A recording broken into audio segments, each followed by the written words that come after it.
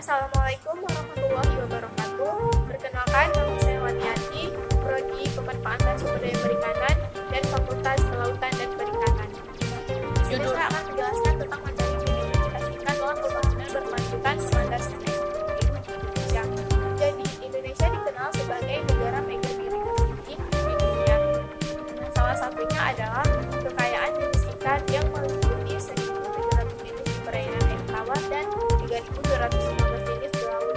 Sebanyak 154 jenis diketahui merupakan endemik dan 314 jenis masuk ke dalam kategori terancam punah.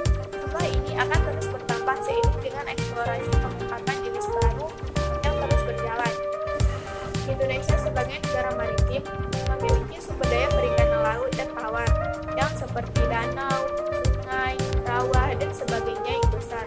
Sumber daya perikanan ini menyediakan potensi yang bernilai ekonomi serta ekologis yang tinggi, baik hayati maupun non-hayati.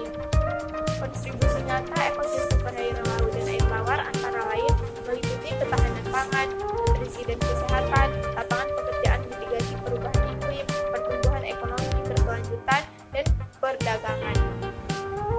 Ekonomi biru adalah konsep strategi untuk menjaga pemanfaatan perairan laut dan sumber daya air di dunia.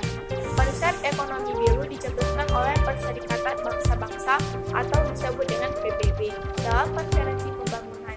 Konsep ini muncul menyeimbangkan antara pembangunan ekonomi dan kapasitas pemanfaatan ekosistem sumber daya laut dan sumber daya air secara berkelanjutan. Khusus sumber daya air tawar di perairan umum, potensi biodiversitas yang dimiliki cukup besar dan belum dimanfaatkan secara optimal dan baru tercatat 38 jenis ikan yang telah dimanfaatkan. Nah, dari total produksi hasil penangkapan itu, terdapat 7 jenis ikan yang mendominasi.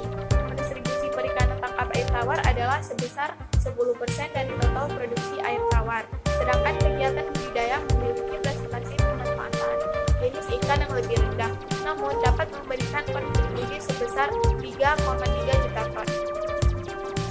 Di era ekonomi biru, peranan biosistematika dan genetika sangatlah penting untuk mengetahui status biodiversitas ikan terkini dan untuk dimanfaatkan secara optimal, menyusun rekomendasi regulasi dan kebijakan terkait dengan program domestika serta rehabilitasi ikan terancam punah. Penanganan yang melalui pembatasan kuota dan perdagangan sangatlah berhubungan dengan peraturan IUICN. Maka dari itu sangat penting untuk menjaga keseimbangan antara biodiversitas. Jenis ancaman terhadap sumber daya ikan di perairan daratan secara umum meliputi pencemaran dan kerusakan hutan di sekitar perairan.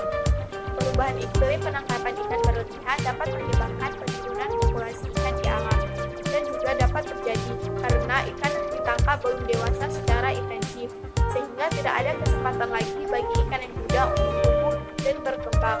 Nah, ancaman selanjutnya yang perlu mendapatkan perhatian dari pemangku kepentingan di perairan adalah yang seperti fragmentasi habitat yang sejalan dengan perkembangan teknologi, kebutuhan terhadap pasokan listrik semakin meningkat sehingga program pembangunan waduk sebagai pembangkit listrik merupakan program prioritas nasional di banyak tempat.